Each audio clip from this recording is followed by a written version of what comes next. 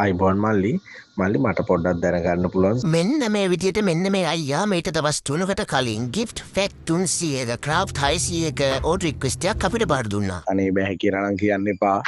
වෙලාවේ හැටියට කරලා දුන්නොත් ලොකු පිං සිද්ධ වෙන වැඩක්. දවස් 3න් order එක රෙඩි කරලා දෙන පොරොන්දුවට වැස්සත් එක්ක ඔට්ටු වෙන ගමන් අපේ order එකක් මෙහෙම පටන් ගත්තේ. pieces 600ක order එකක් දවස් 3න් දෙන්න ඕනත් නිසා එක පැත්තක molding part එක යන ගමන් අනිත් පැත්තේ polishing part එක යන විදිහට තමයි අපි මේ වැඩේ plan කරේ. අපි බලාපොරොත්තු වුණා වගේම තුන්වෙනි දවසේ උදේ වෙද්දී molding part එක ඉවර කරගන්න අපිට හැකියාව ලැබුණා. ඔන්න එහෙම තියෙදි තමයි මෙන්න මේ පෙරහැර අපේ gate එක ඉස්සරහින් පන්සල පැත්තට හිමින් සිදුවේ ගියේ. පෙරහැර දිහා දිගටම බලන් හිටියොත් ඕඩ එක හවසට දෙන්න බැරි වෙන නිසා මෙන්න මේ විදියට ලහිලයියේ වැඩ කරන්නයි අපට සිද්ධ වුණේ. එක යායට සුදු පාටින් රතු පාටින් ලස්සන රටාම වෙද්දී මෙන්න මේ විදිය තමයි අපි අපේ පැකින් පාට් එක පටන් ගත්තේ. ඔයාලා දන්නවද ගයිස්? පෙනුමට හරියන සුවඳකුත් මේ පැකේජ් එකට ඇඩ් කරන්න අපි අමතක කළේ නෑ. අපේ ළමයි එකතු වෙලා හරියට මෙහෙම පැකින් කරද්දී යායට රෝස මල් වත්තකින්න වගේ ගේමක් තමයි මට දැනුනේ. ප්ලෑන් කරා වගේම හවස 3 වෙනකොට බොක්ස් 100ක් රෙඩි වුණා ළමයි. හවස 6 වෙද්දී කස්ටමර්ගේ ඕඩර් රික්වෙස්ට් එක අපි කම්ප්ලීට් කරලා ඉවරයි. මේ වැඩේ ගොඩ දාගන්න